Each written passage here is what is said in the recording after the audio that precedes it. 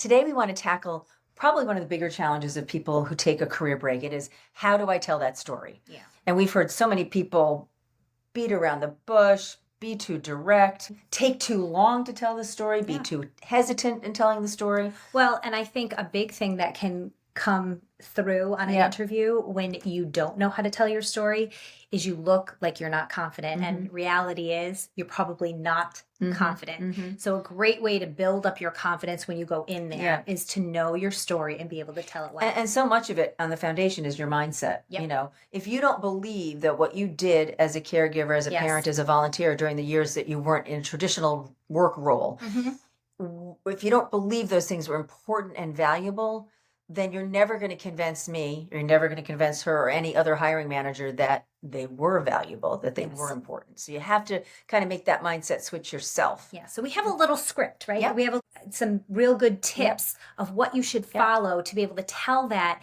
confidently and clearly. And it's always the same. Yes. No matter how long your gap, no matter what you did, no matter what your field. So the first piece is just to acknowledge it. Yes. And to build a little of the history into it. So the first rule of any career break story is, I loved my job. I was really good at it. And it was a big sacrifice for me to leave the workplace at the top of my game. But it's a decision that needed to be made, and I'm glad I made it.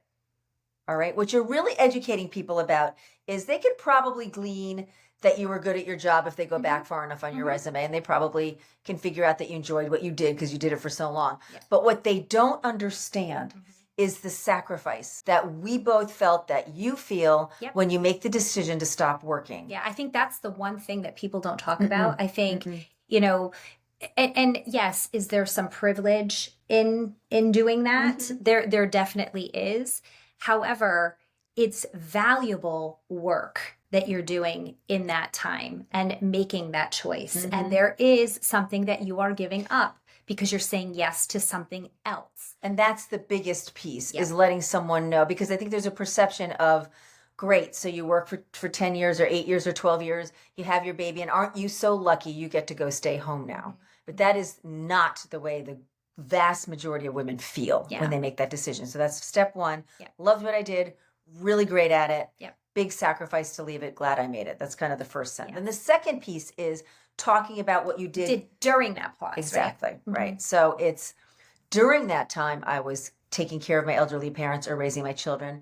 I did X, Y, and Z. Keep it to 3 things. We're keeping this high level. I was an elected official in my town.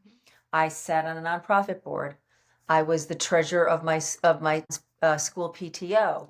I did legal aid work as a volunteer. I did tax work in my city for people who couldn't afford accountants, whatever it is. I was an executor for an estate. I was the point person for or maybe the GC for a major construction project, whatever it is. Give a couple of examples, not a lot of detail here. And I just want to make a note here, Susan, because this happens often with our audience where you discredit small little things that you have done that really did have a big impact, or there was some real learning or skill that you grew taking on that particular task. And so what we'll see is we'll have people in the audience send us comments and say, well, what happens when you really didn't do anything? And then we find out all the things that they did. Yes. And they're significant. Yes. And so what a good little strategy for that is to talk with people who are in your life, talk with people who are in your orbit and say,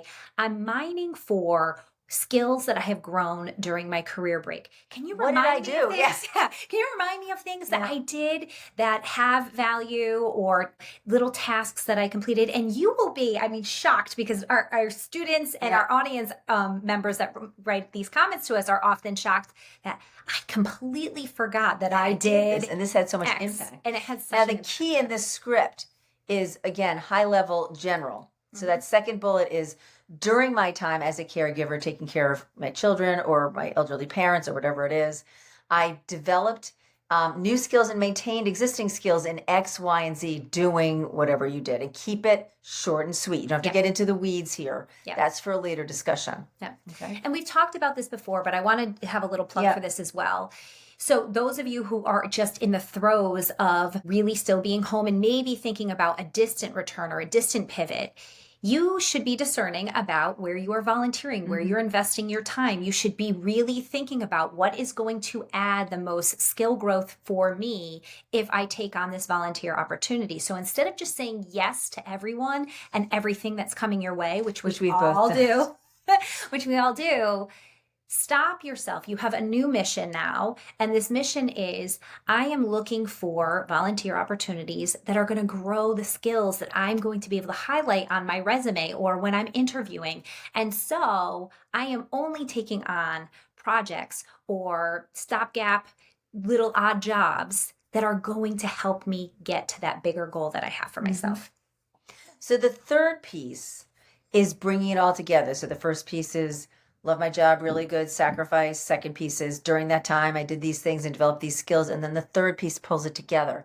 And now I'm so excited to pick up where I left off and to bring the strong foundational skills that I developed at Deloitte and GM or wherever you worked, and the skills that I developed learning new technologies and further refining my marketing skills or my business finance skills, whatever, as a volunteer in my community or whatever your second piece is, back into the workplace to work for an organization like this. And I'm excited to be here today to talk about it. Yeah. Right. Yeah. So there you have it. That's how to tell your career break story in 3 simple bullets. If you liked what you heard today, you're going to want to like and subscribe to our YouTube channel. We put out new content every Monday. And if you want to learn more about us and our programming, you can visit us at www.preparetolaunchu.com. Thanks so much.